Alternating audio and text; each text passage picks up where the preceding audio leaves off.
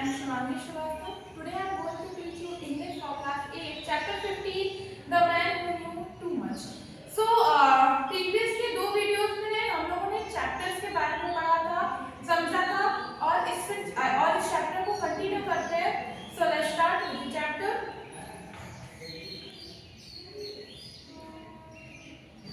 Each time one of us made a mistake, the professor would publicly correct him.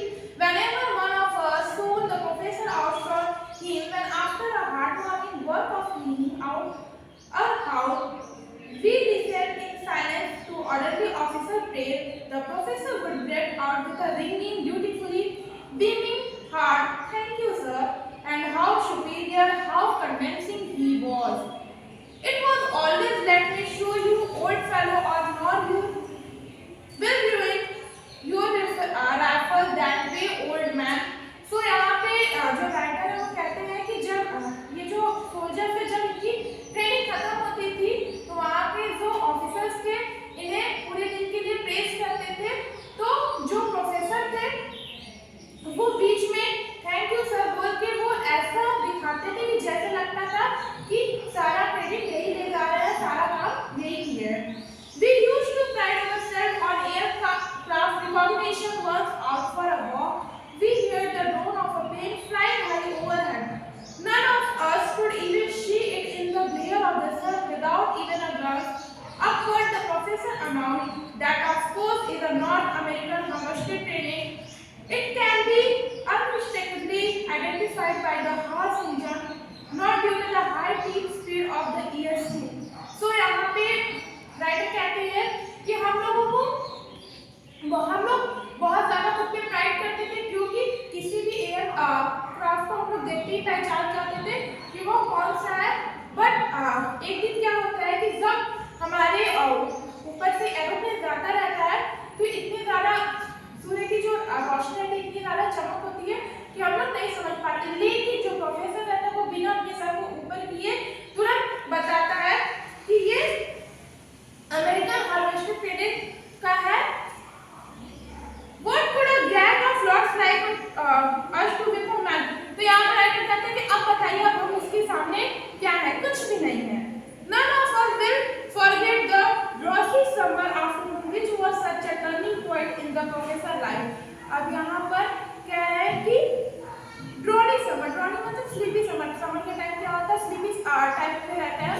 तो कहते हैं कि हम उस दोपहर को नहीं भूल सकते जब प्रोफेसर के लाइफ का टर्निंग पॉइंट था. We were sprawling contentedly on the warm grass while Corporal Turnbull was taking a ration the hand grenade.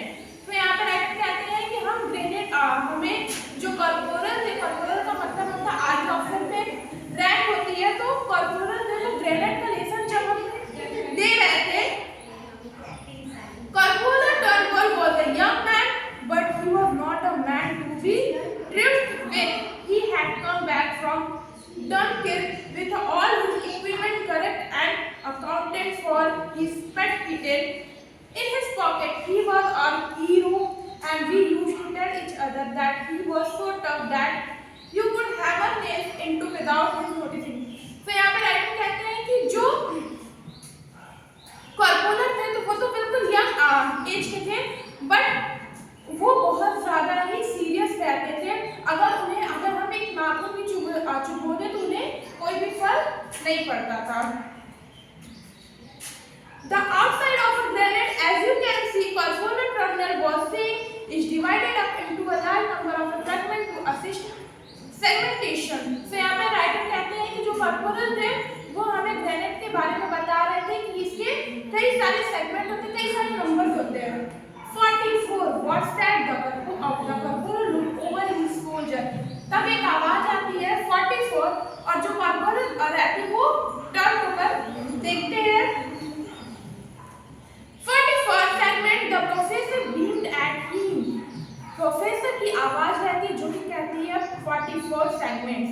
The corporal said nothing but his brow tight. He opened his mouth to resume.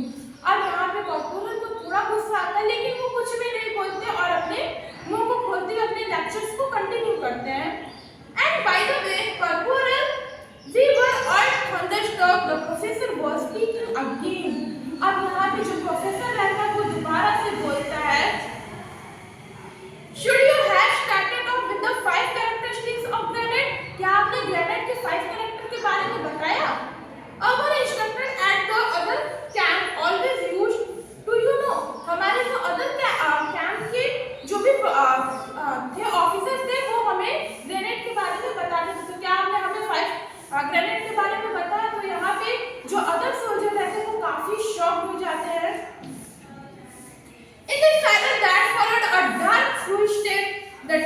the corporal face here he said at last, you give this lecture. अब यहाँ पे बहुत ज़्यादा शांति छा जाती है हर जगह और कॉर्पोरल प्रोफेसर से बोलते हैं कि इस लेक्चर को अब तुम ही दो.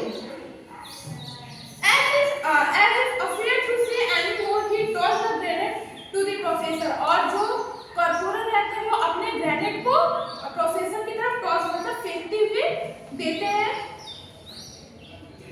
Quiet and well, Private Welch leapt to his feet and with the air of a man coming into his birthright gave us long lecture on the grenade. अब प्रोफेसर खड़े होते हैं और यहाँ पे ग्रेनेड के बारे में एक बहुत लंबा चौड़ा लेक्चर देते हैं.